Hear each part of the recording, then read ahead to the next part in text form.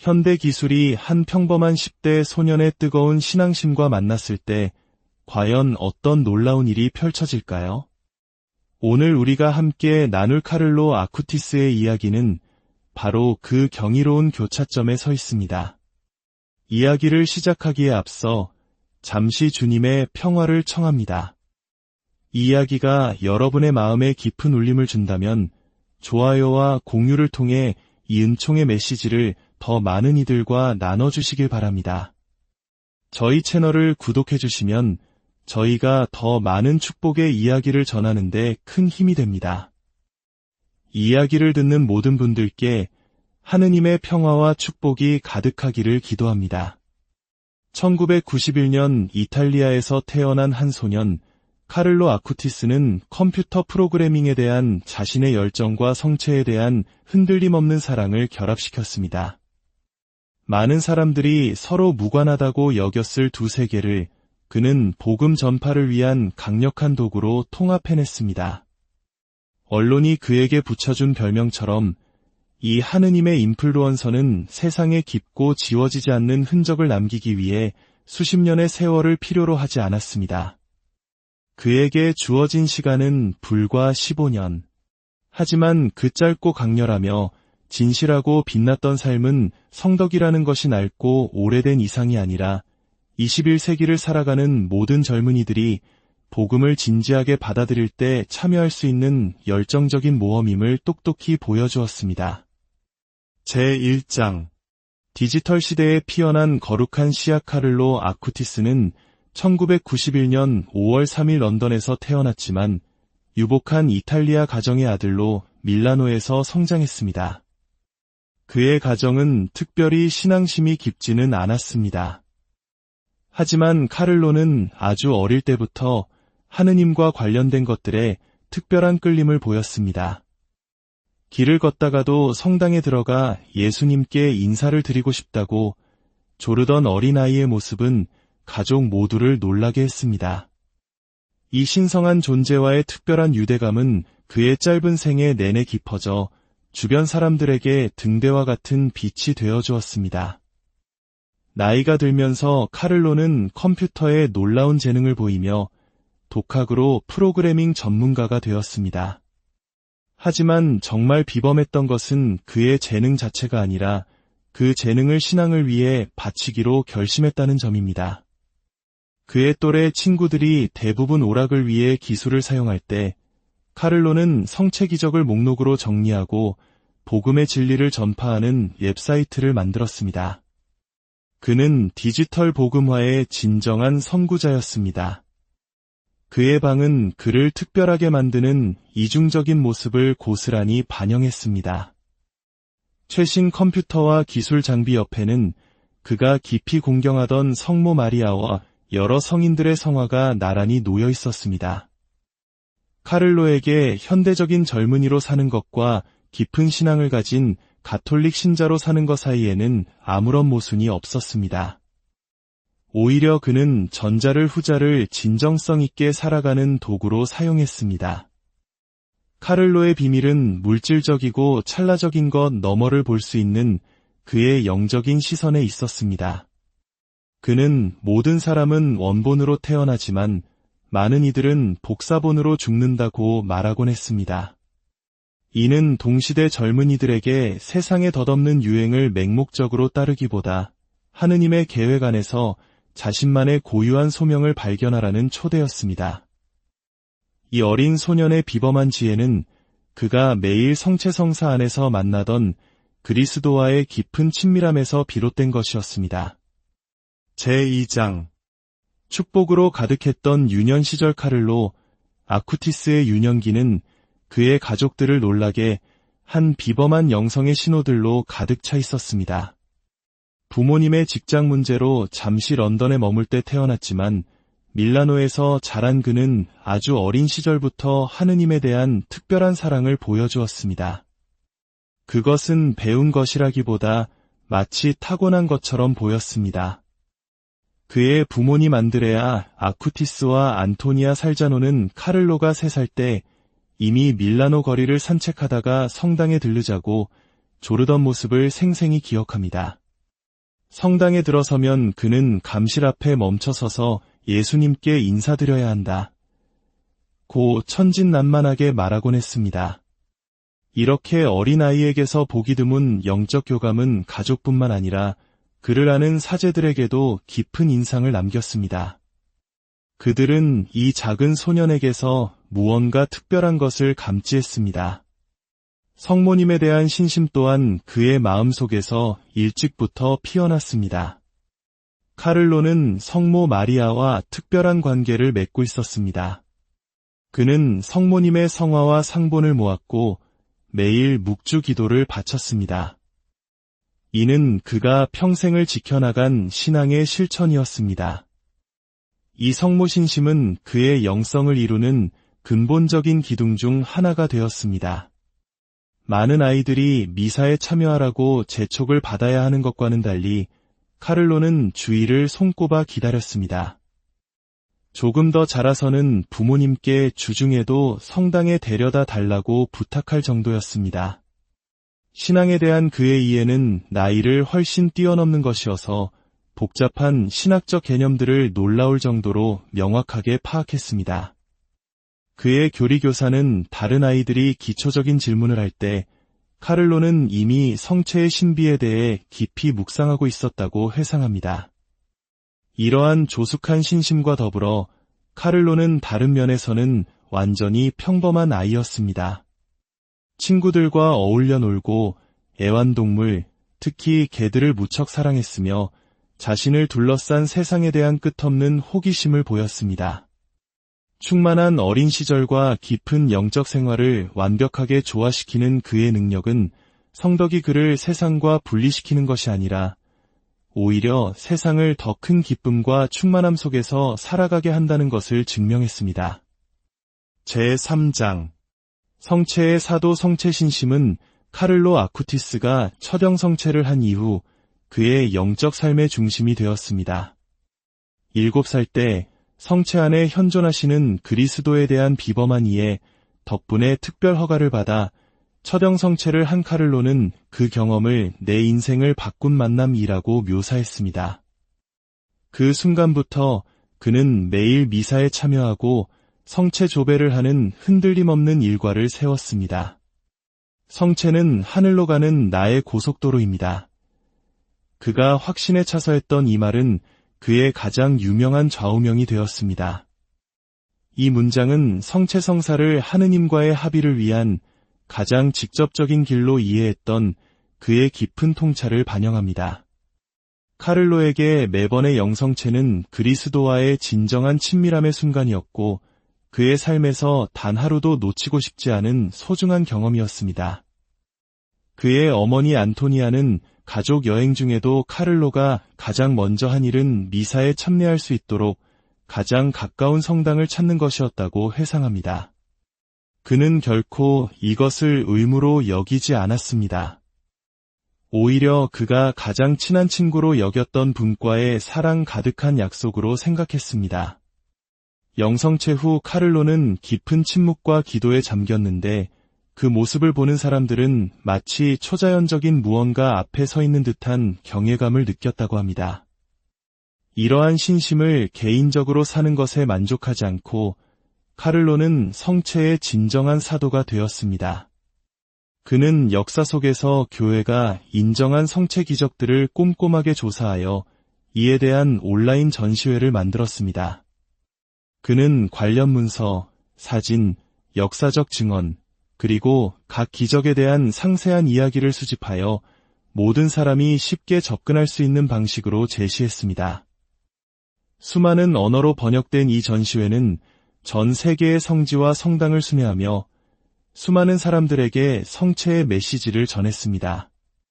성체에 대한 그의 사랑은 또한 그를 성체 조배의 삶으로 이끌었습니다.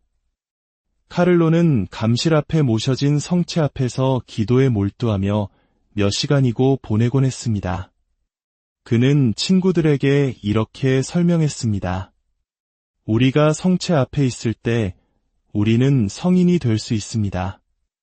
예수님께서는 우리가 신뢰를 갖고 당신께 더 가까이 다가갈 수 있도록 빵의 형상 아래 당신 자신을 숨기십니다. 성체 안에 계신 그리스도와의 이 깊은 친밀함은 그의 인격을 빚어냈고 모든 사람이 그의 일상적인 태도에서 느낄 수 있었던 평화와 기쁨을 불어넣었습니다.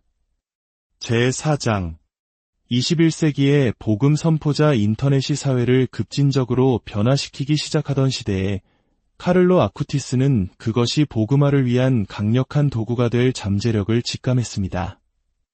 컴퓨터 공학에 대한 비범한 재능을 타고난 그는 독학으로 프로그래밍을 배웠고 이 기술을 선구적인 비전으로 신앙을 위해 바쳤습니다. 이는 그를 디지털 사도직의 상징적인 인물로 만들었습니다. 만약 성인들이 우리 시대에 살았다면 복음을 전파하기 위해 인터넷을 사용했을 것입니다. 그는 확신에 차서 이렇게 말했습니다. 이 원칙에 충실했던 카를로는 자유시간의 상당 부분을 신앙 관련 웹사이트를 만드는 데 바쳤습니다. 그의 가장 야심찬 프로젝트는 교회가 인정한 성체 기적들에 대한 포괄적인 디지털 자료를 만드는 것이었습니다. 그는 이 작업을 과학적인 엄밀함과 깊은 신심으로 수행했습니다. 이 젊은이는 디지털 언어가 그의 동시대 사람들, 특히 젊은이들의 언어임을 이해했습니다. 그는 기술에 익숙하지 않은 친구들에게 가톨릭 콘텐츠를 공유하기 위해 소셜미디어 프로필과 웹페이지를 만드는 방법을 참을성 있게 설명했습니다. 인터넷은 건설하는 데 사용될 수도 파괴하는 데 사용될 수도 있습니다. 사람을 드높일 수도 타락시킬 수도 있죠. 그는 새로운 기술을 책임감 있고 복음적으로 사용하도록 권유하며 말했습니다. 카를로의 사도직이 독창적이었던 이유는 현대적인 매체를 사용하여 신앙의 영원한 진리를 제시하는 그의 능력에 있었습니다. 그는 단순히 전통적인 콘텐츠를 디지털화하는 데 그치지 않고 그것을 시청각 언어와 인터넷의 상호작용 가능성에 맞게 각색했습니다. 그는 인포그래픽, 프레젠테이션, 짧은 비디오 등 다양한 자료를 만들어 모든 연령대의 사람들, 특히 또래 친구들이 가톨릭 교리를 쉽게 접할 수 있도록 했습니다. 그의 방은 그가 몇 시간이고 연구하고 디자인하고 프로그래밍하는 작은 디지털 제작 센터가 되었습니다. 카를로에게 이 작업은 단순한 취미가 아니라 진정한 사명이었습니다. 주님께서는 우리가 다른 사람들을 섬기는 데 사용하라고 재능을 주셨습니다. 그는 자신의 헌신에 놀라는 사람들에게 이렇게 설명했습니다. 교회가 가상 세계에서의 존재의 중요성을 완전히 인식하기 몇 년 전에 이루어진 이 선구적인 디지털 복음화 활동은 그를 디지털 시대의 가톨릭 커뮤니케이션의 예언자이자 수호성인으로 만들었습니다. 여러분은 초연결된 기술 중심의 세상 속에서 진정한 그리스도인으로 사는 것이 가능한지 궁금해한 적이 있습니까? 카를로는 그것이 가능할 뿐만 아니라 그리스도를 사랑하는 사람의 손에 쥐어졌을 때 바로 이 매체들이 복음화를 위한 강력한 도구가 될 수 있음을 보여줍니다. 하느님께서 여러분에게 다른 이들을 섬기는 데 사용할 수 있도록 어떤 특별한 재능을 주셨는지 묵상해 보시길 바랍니다. 여러분은 카를로처럼 여러분 시대의 도구를 사용하여 다른 사람들을 신앙으로 이끌기 위해 어떤 일을 할 수 있을까요? 제5장 가난한 이들의 친구 카를로 아쿠티스의 사랑은 가상 공간에만 머무르지 않았습니다. 그의 사랑은 가장 궁핍한 이들을 향한 넘치는 애덕으로 구체적으로 드러났습니다. 유복한 가정에서 태어났지만 카를로는 결코 물질적인 것에 집착하지 않았습니다. 그는 재물을 개인적인 소유물이라기보다는 다른 사람들을 섬기기 위한 도구로 여겼습니다. 그의 너그러움은 그의 깊고 자비로운 마음을 드러내는 일상적인 행동들에서 분명하게 나타났습니다. 아주 어릴 때부터 카를로는 밀라노 거리에서 마주치는 노숙인들에게 특별한 감수성을 보였습니다. 그는 용돈을 모아 그들에게 음식을 사주었고 나이가 들면서는 혹독한 밀라노의 겨울 동안 침낭과 따뜻한 옷을 가져다 주기 시작했습니다. 그의 어머니는 카를로가 때때로 멈춰서서 이 사람들과 이야기를 나누고 그들의 사연에 진심으로 귀를 기울이며 물질적인 도움뿐만 아니라 인간적인 따뜻함과 존엄성을 나누어 주었다고 회상합니다. 학교에서 카를로는 소외되거나 괴롭힘을 당하는 친구들을 보호하는 것으로 유명했습니다. 장애가 있는 아이가 활동에서 배제될 때 카를로는 자연스럽게 그를 자신의 친구 그룹에 포함시켰습니다. 어떤 학생이 놀림의 대상이 되면 그는 공격적이지 않으면서도 단호하게 개입하여 그의 도덕적 진실성으로 교사와 학생 모두의 존경을 받았습니다. 그의 헌신은 동네의 외로운 노인들에게까지 확장되었습니다. 그는 정기적으로 한나이든 이웃 할머니를 방문하여 장보기를 돕고 그녀의 추억 이야기를 끈기 있게 들어주었습니다. 어르신들은 살아있는 책과 같아요. 하지만 많은 경우 아무도 그 책을 멈춰서 읽으려 하지 않죠. 그가 했던 말입니다. 노인들에 대한 이러한 감수성은 그의 비범한 영적 성숙을 보여주는 것이었습니다. 가난한 이들을 섬기는 것은 카를로에게 가끔 하는 활동이 아니라 그의 그리스도인 생활의 본질적인 부분이었습니다. 한 사람의 위대함은 다른 사람들, 특히 보답할 수 없는 이들에게 자신을 내어주는 능력으로 측정됩니다. 그는 이렇게 말하곤 했습니다. 꾸밈없고 자연스럽게 실천된 이 신념은 카를로를 너희가 내 형제들인 이 가장 작은 이들 가운데 한 사람에게 해준 것이 바로 나에게 해준 것이다. 라고 말씀하신 분의 진정한 제자로 만들었습니다. 제6장 비범한 덕행, 고귀한 영혼 카를로 아쿠티스의 성덕은 그의 일상 모든 면에 자연스럽게 스며들어 있던 비범한 덕행들로 나타났습니다. 그의 덕스러운 삶에서 진정으로 놀라운 점은 단발적인 영웅적 행위가 아니라 그리스도교적 덕행들을 매일 꾸준하고 진실하게 실천했다는 점입니다. 육체와 영혼의 순결은 카를로의 두드러진 특징이었습니다. 성을 가볍게 여기는 문화 속에서 그는 자신의 몸과 다른 사람들의 몸을 성령의 궁전으로 여기며 깊은 존중의 태도를 유지했습니다. 친구들이 부적절한 콘텐츠를 공유할 때 카를로는 도덕적인 잣대를 들이대기보다 친절하게 마음을 드높이는 대안을 제시했습니다. 우리의 시선은 우리를 타락시키는 것이 아니라 우리를 드높이는 것을 향해야 합니다. 그는 단순하게 설명했습니다. 우리 시대에 그다지 가치 있게 여겨지지 않는 덕목인 순명은 그에게서 특히 빛났습니다. 카를로는 부모님과 선생님의 지시를 강요가 아닌 신념으로 기쁘게 따랐습니다. 그는 진정한 자유란 하고 싶은 것을 하는 것이 아니라 책임감 있게 선을 선택하는 것임을 이해했습니다. 이 순명은 수동적인 것이 아니라 그를 아는 어른들을 놀라게 한 영적 성숙의 결과인 능동적이고 성찰적인 것이었습니다.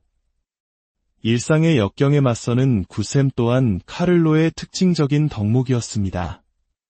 그는 크고 작은 도전들을 하느님의 섭리에 대한 신뢰에서 비롯된 평온함으로 마주했습니다.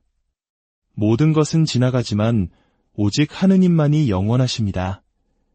그는 주변 사람들이 역경에 불안해할 때 이렇게 상기시키곤 했습니다. 이 굳셈은 그의 마지막 투병 기간 동안 최고조에 달했습니다. 겸손은 그의 모든 행동을 아우르는 덕목이었습니다. 수많은 재능과 그가 받은 인정에도 불구하고 카를로는 결코 주목받거나 칭찬받으려 하지 않았습니다. 그의 디지털 복음화 프로젝트가 명성을 얻기 시작했을 때 그는 자신이 단지 하느님의 손에 들린 도구일 뿐이라고 강조했습니다. 모든 선한 일의 진정한 주인공은 주님이십니다. 그는 확신에 차서 말했습니다. 아마도 카를로에게서 가장 분명하게 드러난 덕목은 기쁨이었을 것입니다. 이는 그리스도와의 깊은 일치에서 비롯된 열매였습니다. 그의 얼굴에서 떠나지 않던 미소는 단순히 낙관적인 성격의 결과가 아니라 하느님의 현존 안에서 살아가려는 의식적인 결정의 표현이었습니다. 슬픔은 자기 자신을 향한 시선입니다. 기쁨은 하느님을 향한 시선입니다. 그는 이렇게 말하곤 했습니다. 이 초자연적인 기쁨은 그의 가장 설득력 있는 증거가 되어 많은 사람들을 신앙으로 이끌었습니다.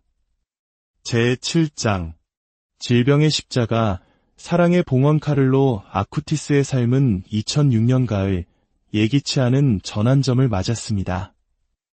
15세의 나이에 그가 겪기 시작한 증상들은 처음에는 단순한 독감처럼 보였습니다. 하지만 지속되는 열과 전반적인 불편함 때문에 그의 부모님은 더 전문적인 진료를 받게 했습니다. 진단 결과는 충격적이었습니다. 가장 공격적인 형태의 혈액암 중 하나인 급성골수성 백혈병이었습니다. 어떤 10대라도 절망에 빠뜨렸을 이 소식에 카를로는 초연한 평온함으로 응답했습니다. 제가 겪어야 할 고통을 교황님과 교회를 위해 주님께 봉헌합니다. 진단을 듣자마자 그가 한 말이었습니다. 이 봉헌은 단순한 신심 깊은 말이 아니었습니다. 그것은 그리스도의 십자가와 결합된 고통의 구속적 가치에 대한 깊은 신학적 이해의 반영이었습니다. 짧은 입원 기간 동안 카를로는 자신의 병실을 작은 성소로 바꾸었습니다. 그의 침대 옆에는 성모 마리아 성화와 그가 공경하던 성인들의 유물이 놓여 있었습니다. 의료진은 그가 발산하는 평화와 다른 환자들에 대한 끊임없는 관심의 깊은 감명을 받았습니다. 육체적 고통에도 불구하고 그는 의사, 간호사, 청소 직원이든 그의 병실에 들어오는 모든 사람에게 항상 격려의 말을 건넸습니다. 병은 예상치 못한 속도로 진행되었습니다. 긴급하게 시행된 치료법들은 암의 공격성 앞에서 무력했습니다. 이 현실에 반항하는 대신 카를로는 그것을 신비로운 하느님의 계획의 일부로 받아들였습니다. 하느님께서 저를 위해 마련하신 것에 만족합니다. 그는 절망 속에서 치유의 희망을 불어넣으려 애쓰는 어머니에게 이렇게 말했습니다. 이 마지막 시기에 가장 감동적이었던 것은 카를로가 자신의 병을 단지 체념으로 받아들인 것이 아니라 영적인 목적으로 살아냈다는 점입니다. 자신의 날이 얼마 남지 않았음을 의식한 그는 기도의 삶을 더욱 강화하고 늘 그의 마음을 차지했던 지향들, 즉 냉담한 이들의 회개, 젊은 이들이 그리스도께 충실하기를, 그리고 교회의 쇄신을 위해 자신의 고통을 봉헌했습니다. 그리스도의 순환은 사랑의 대양과 같습니다. 그리고 제 고통은 그 대양 속의 한 방울 물에 불과하지만 모든 물방울은 소중합니다. 그는 병상에 누워 이렇게 묵상했습니다. 제8장 하늘나라로 떠나다 카를로 아쿠티스의 지상에서의 마지막 날들은 몬차의 산제라르도 병원에서 흘러갔습니다. 의료진의 노력에도 불구하고 그의 상태는 급격히 악화되었습니다. 하지만 그의 몸이 쇠약해질수록 그의 영혼은 더욱 강해지는 듯했습니다. 그는 이 마지막 여정을 함께하는 사람들을 놀라게 할 정도의 평온함과 명료함을 보여주었습니다. 2006년 10월 10일 백혈병 진단을 받은 지 불과 일주일 만에 카를로는 임종 단계에 들어섰습니다. 극심한 육체적 고통 속에서도 그는 성사를 청할 만큼 정신이 또렷했습니다. 그는 깊은 신심으로 병자성사를 받았고 자신의 위중한 상태를 의식하며 마지막 노자성사가 될 성체를 모셔달라고 청했습니다. 부모님에게 남긴 그의 마지막 말들은 그가 길러온 비범한 영적 성숙을 반영했습니다. 저는 하늘나라로 가도록 정해져 있어요. 그는 평화로운 미소를 지으며 말했습니다. 이 말은 영적인 교만의 표현이 아니라 하느님의 자비에 대한 흔들림 없는 신뢰와 하느님의 뜻에 대한 완전한 순명을 드러내는 것이었습니다. 그는 가족들에게 하늘나라에서 지상에서 할 수 있었던 것보다 더 많이 그들을 도울 것이라고 약속했습니다. 2006년 10월 12일 새벽 부모님의 사랑에 둘러싸여 교회의 성사들로 힘을 얻은 카를로 아쿠티스는 창조주께 자신의 영혼을 맡겼습니다. 그의 나이 불과 15세였지만 그는 너무나 강렬하게 살았기에 그의 짧은 생애는 지울 수 없는 흔적을 남겼습니다. 그토록 많은 고통의 현장이었던 병실은 역설적으로 설명할 수 없는 평화의 공간으로 변했고, 이는 가장 경험 많은 의료진마저도 깊이 감동시켰습니다. 그의 사망 소식은 밀라노를 넘어 빠르게 퍼져나갔습니다. 산타 마리아 세그레타 성당에서 거행된 장례 미사는 예상치 못한 신앙의 증거가 되었습니다. 가족과 가까운 친구들 외에도 그가 도왔던 노숙인들, 학교 친구들, 그리고 그의 증거에 감동받은 사람들을 포함하여 카를로를 알았던 수많은 사람들이 참석했습니다. 그것은 젊은이의 장례식에서 흔히 볼 수 있는 비통한 분위기가 아니었습니다. 오히려 하느님과 이웃에 대한 사랑으로 점철된 짧지만 충만했던 삶을 기리는 고요한 축제와 같았습니다. 제9장 거룩함의 유산 카를로 아쿠티스가 하늘나라로 떠난 후 그를 알았던 사람들에게는 21세기의 일상 속에서 성덕을 살아낸 비범한 젊은이와 함께했다는 확신이 남았습니다. 그의 유산은 시간이 흐르면서 희미해지기는커녕 아무도 상상하지 못했던 차원으로 놀랍게 퍼져나가기 시작했습니다. 그의 삶이 남긴 지속적인 영향을 가장 먼저 체험한 사람들은 그의 부모님이었습니다. 이전에는 특별히 독실하지 않았던 안드레아와 안토니아는 아들의 모범에서 자신들의 신앙을 심화시킬 동력을 찾았습니다. 특히 어머니 안토니아는 강연, 책, 인터뷰를 통해 카를로의 이야기를 나누며 그의 증언을 알리는 주된 역할을 했습니다. 원래는 제가 아들에게 하느님을 사랑하는 법을 가르쳐야 했는데 오히려 제 아들이 저에게 그것을 가르쳐 주었습니다. 그녀는 감격에 차서 고백했습니다. 학교에서도 카를로가 공부했던 네온의 13세 학교는 주목할 만한 영적 쇄신을 경험했습니다. 신앙에 무관심했던 동급생들이 너무나 자연스럽고 확신에 차서 가톨릭 신앙을 살았던 그 10대 친구에 대한 생생한 기억에 영감을 받아 성사에 관심을 갖기 시작했습니다. 카를로가 만들었던 성체 기적에 관한 전시회는 그의 사후 새로운 차원을 맞이했습니다. 여러 교구에서 공식적으로 채택되어 전 세계의 성당, 학교, 성체대회 등을 순회하기 시작했습니다. 수많은 사람들, 특히 젊은이들이 역사적 엄밀함, 교리 교육적 감수성, 그리고 성체에 대한 열정을 결합한 이 작품에 감동을 받았습니다. 이 전시회를 통해 많은 회심과 사제 및 수도 성소가 생겨났습니다. 특히 카를로가 자주 방문했고 그의 유언에 따라 묻힌 아시시에서의 영향은 지대했습니다. 그의 무덤이 있는 성소는 순례지가 되어 이 비범한 젊은이에게 자신의 지향을 맡기기 위해 전 세계에서 방문객들이 모여들었습니다. 이러한 자발적인 현상에 놀란 아시시의 교회 당국은 밀레니얼 성인으로 불리기 시작한 그의 발자취를 따라오는 순례자들을 맞이할 공간을 마련했습니다. 하지만 아마도 카를로의 가장 깊은 유산은 그의 증언을 통해 성덕이 과거 인물들에게만 국한된 도달 불가능한 목표가 아니라 현대 세계의 현실과 도전 속에서도 살아갈 수 있는 생생하고 현실적인 소명임을 발견한 수많은 젊은이들의 마음속에 있을 것입니다. 마치 열매를 맺기 위해 죽는 씨앗처럼 카를로의 짧은 삶은 계속해서 풍성한 영적 생명을 낳고 있습니다.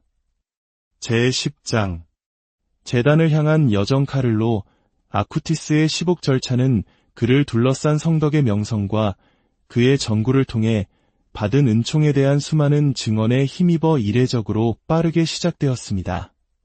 그의 사망 후 불과 7년 만인 2013년 5월 13일 밀라노 대교구장 안젤로 스콜라 추기경은 공식적으로 시복소송을 개시했고 그의 삶과 덕행, 성덕의 명성을 조사하기 위한 교구법정이 구성되었습니다.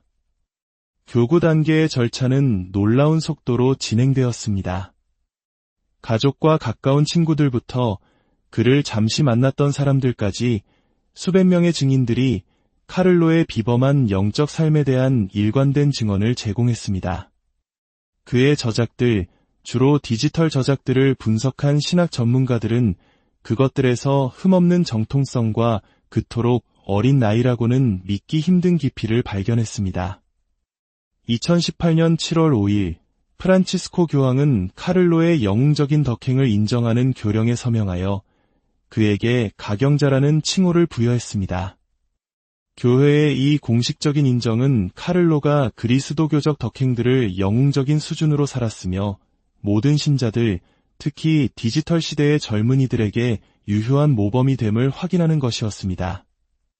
시복을 위해서는 그의 전구를 통한 기적이 필요했습니다. 이 기적은 2010년 희귀한 선천성 췌장 기형으로 고통받던 브라질의 한 소년에게서 일어났습니다. 소년은 카를로의 유물에 손을 대고 가족과 함께 기도한 후 의학적으로 설명할 수 없는 방식으로 치유되었습니다. 이 사례는 엄격한 의학적, 신학적 검토를 거쳐 과학으로 설명할 수 없는 기적임이 확인되었습니다. 2020년 2월 21일 프란치스코 교황은 이 기적을 공식적으로 인정하여 시복의 길을 열었습니다. 팬데믹으로 인한 제약에도 불구하고 2020년 10월 10일 아시시의 성 프란치스코 대성당에서 시복식이 거행되었습니다. 선택된 날짜는 우연이 아니라 카를로의 선종 기념일이었습니다. 카를로 아쿠티스의 시복은 가톨릭계를 넘어 전 세계적인 미디어의 주목을 받았습니다. 많은 세속 언론이 이 하느님의 인플루언서를 조명하며 그가 어떻게 현대 기술을 사용하여 영원한 가치를 전파했는지를 강조했습니다. 교회에게 있어 인터넷과 소셜미디어에 익숙한 21세기의 젊은이를 재단에 올리는 것은 강력한 메시지를 전달하는 것이었습니다.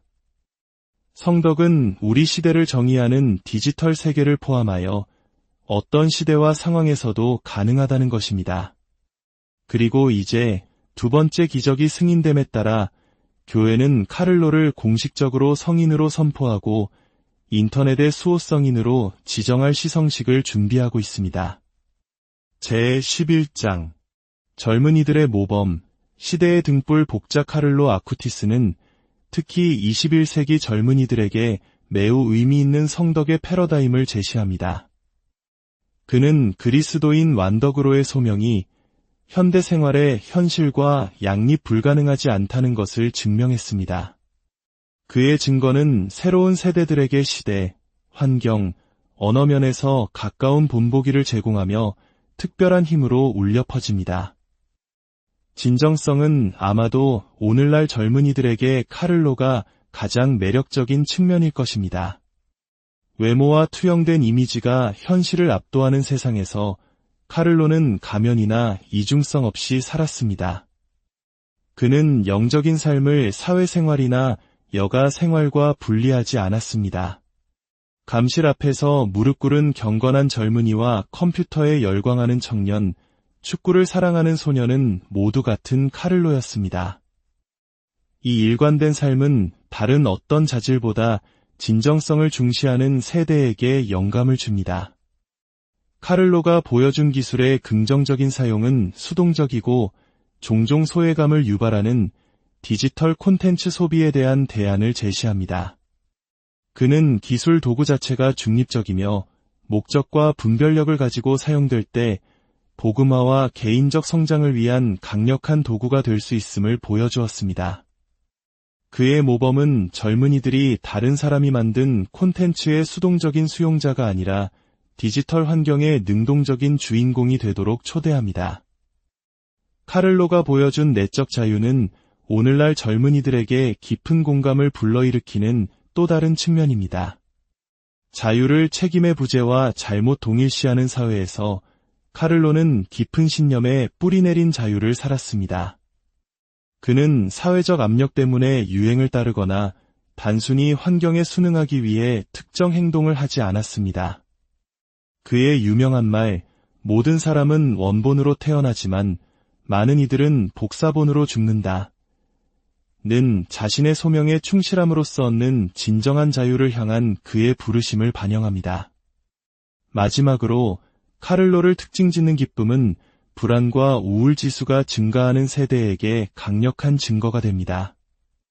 그의 기쁨은 유리한 외부 환경의 결과가 아니라 그의 전 존재에 스며든 그리스도와의 살아있는 관계에서 비롯된 것이었습니다. 슬픔은 자기 자신을 향한 시선입니다. 기쁨은 하느님을 향한 시선입니다. 그는 많은 젊은이들이 좌절로 끝나는 길에서 애타게 찾는 진정한 행복의 핵심 열쇠를 제공하며 말했습니다. 제12장 부패되지 않은 심장의 기적 카를로의 성덕에 대한 가장 비범한 현실은 2019년에 드러났습니다. 교회 당국이 점점 더 많은 신자들이 참배할 수 있도록 그의 유해를 아시시 성소 내에 더 접근하기 쉬운 장소로 옮기기로 결정했을 때였습니다. 그의 사망 후 13년 만에 무덤을 열었을 때 현장에 있던 사람들은 말을 잃게 만드는 현상을 목격했습니다. 카를로의 몸이 부패되지 않은 상태로 발견된 것입니다. 가톨릭 전통에서 알려져 있고 종종 여러 시대의 성인들과 연관되는 이 현상은 신자 공동체에 깊은 충격을 주었고 전 세계 언론의 주목을 받았습니다. 그의 나이와 시대에 맞게 운동복을 입고 평온하고 알아볼 수 있는 얼굴을 한 젊은이의 사진은 빠르게 퍼져나가 그의 무덤으로의 순례 물결을 일으켰습니다. 유해를 검사한 의료 전문가들은 비록 완전한 부패 방지는 아니지만 특별한 방부 처리 없이 오랜 시간이 지났다는 점을 고려할 때 보존 상태가 매우 주목할 만하다고 확인했습니다. 특히 그의 심장이 온전한 상태로 남아있었던 것은 의미심장했습니다. 마치 그것이 카를로의 짧은 지상 생애를 특징지었던 불타는 사랑을 상징하는 것 같았습니다. 이 비범한 사건은 복자 카를로 아쿠티스에 대한 대중의 신심을 더욱 강화시켰고 그를 21세기 젊은이들 사이에서 가장 큰 호소력을 가진 성인 중 한 명으로 만들었습니다. 아시시에 있는 그의 무덤은 국제적인 순례지가 되어 수많은 사람들이 이 기이한 표징을 보고 우리 시대의 현실과 도전에 대해 특별히 가깝고 이해심 많은 중재자로 여기는 그에게 자신의 지향을 맡기기 위해 찾아옵니다. 제13장 복자 카를로 아쿠티스에게 드리는 기도 성체의 사도이시며 디지털 시대의 복음에 빛나는 증인이신 복자 카를로 아쿠티스, 저희는 자녀다운 신뢰를 품고 당신께 나아가 하느님의 옥좌 앞에서 당신의 강력한 전구를 청합니다. 어린 나이부터 참된 행복이 오직 그리스도와의 우정 안에 있음을 깨달으신 당신, 저희가 거룩한 미사 때마다 그분의 현존을 알아뵙고 성체를 우리 삶의 중심으로 삼도록 도와주소서. 받으신 재능을 복음화를 위해 사용하시며 기술이 빛의 도구가 될 수 있음을 가르쳐 주신 당신, 디지털 세상에서 저희의 말과 행동이 언제나 그리스도의 진리와 사랑을 반영하도록 이끌어 주소서. 꾸밈 없고 전염성 있는 기쁨으로 일상 속에서 성덕을 살아가신 당신, 저희 모두가 그리스도인의 충만함으로 부르심 받았으며 젊음이 성덕의 장애물이 아니라 기회임을 깨닫도록 도와주소서. 가난하고 소외된 이들에게 특별한 사랑을 보여주시며 사랑의 실천이야말로 우리 신앙의 가장 진실한 반영임을 가르쳐 주신 당신, 저희 마음속에 당신과 같은 적극적인 연민을 불어넣으시어 모든 궁핍한 이들 안에서 고통받는 그리스도의 얼굴을 뵙게 하소서. 질병을 사랑의 신비로 받아들이고 교회와 냉담한 이들의 회개를 위해 봉헌하신 당신, 저희가 겪는 시련 속에서 굳셈을 주시고 구원의 의미를 담아 그 시련을 살아낼 은총을 빌어주소서. 자신의 사명을 완수한 이의 평온함으로 아버지의 집으로 떠나신 당신, 저희에게도 마지막 순간이 왔을 때 당신의 유일한 보물이셨던 그분의 얼굴을 영원히 뵐 수 있도록 저희를 위해 빌어주소서. 하느님과 모든 이의 친구이신 복자 카를로, 저희와 온 교회를 위하여, 특히 삶의 의미를 찾는 젊은이들을 위하여 빌어주시어 저희가 당신의 모범을 따라 세상이 제안하는 복사본이 아니라 하느님의 계획에 따른 원본으로 살아갈 수 있게 하소서. 하느님의 뜻이라면 저희가 신뢰를 갖고 당신께